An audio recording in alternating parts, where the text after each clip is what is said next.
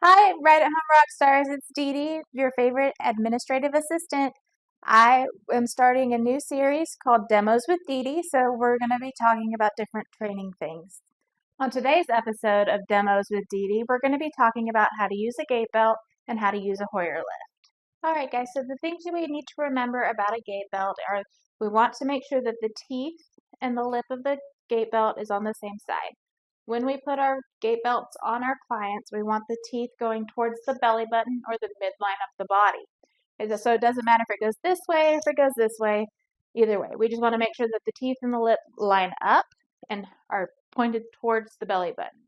We also want to put the gait belt in the center of gravity, which is going to be their natural waistline, which is where that natural dip is in their body. So I'm going to put this on Natalia, and we're going to show you some transfers. All right, Miss Natalia, if you can lean forward for me just a smidge and raise your arms. So this is about her natural waistline. So to put the gait belt on, we want it to go in her natural waistline, which is where the dip in her body is. So we're going to put the tail in between the lip and the teeth. And we want it pretty snug. That way, when they stand up, the belt will loosen, so it's not going to loosen too much if we have it pretty snug. The next thing that we want to make sure is that our client's feet are about shoulder width apart.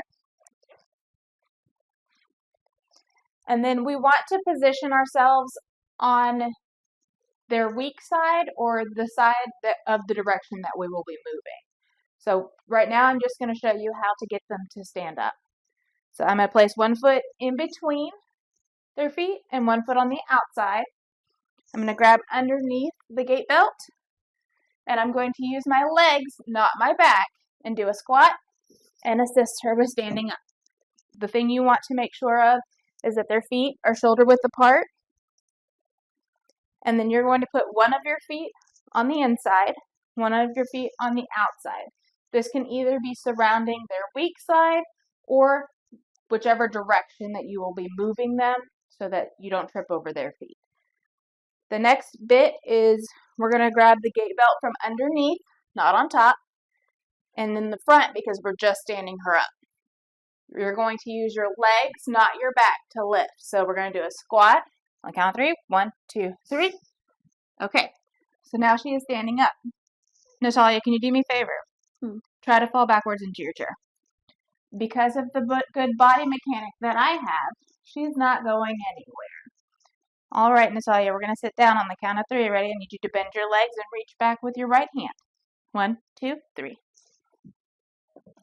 We want to give resistance when they go to sit so that they don't flop down in the chair and hurt their tailbones. The next thing I'm going to show you is how to transfer with assistance from your client from wherever they're sitting into their wheelchair. The first thing you need to make sure of is that your wheelchair is at a 45-degree angle up from the direction that you want to go. Also, make sure your wheelchair wheels are locked. That way the wheelchair does not slide out from behind the client. The next thing, same thing with the feet positioning. We want to make sure that their feet are shoulder width apart and that they have good balance when they first stand up. So, I'm going to position myself around this leg now because this is the direction that I'm moving her. All right, Miss Natalia, you ready? Yes. We're going to stand up. 1, 2, 3. All right, now we're going to take 4 steps and we're going to dance. Ready? 1, 2, 3, 4. Back up until you feel the wheelchair against your legs, and then we're going to sit. Perfect. One of the things that I want to make sure you guys do on a regular basis is always tell your client what you're doing as you're doing it. That way they don't get anxiety and they're freaking out because they don't know what you're doing. Always talk to your client. All right, caregivers, so that's how to use a gait belt and transfer with assistance from your client. Please remember that where this part on the gait belt is does not matter.